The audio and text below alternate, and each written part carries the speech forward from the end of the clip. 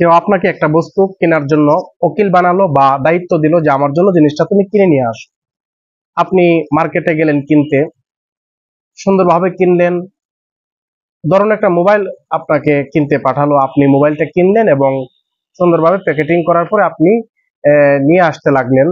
পথিমধ্যে আপনার কোনো অবহেলা ব্যতীত যদি মোবাইলটি চুরি হয়ে যায় বা হারিয়ে যায়, তাহলে এই মোবাইলটির জরিমানা কি আপনাকে যে পাঠিয়েছে তাকে দিতে হবে কিনা? উত্তর হলো না।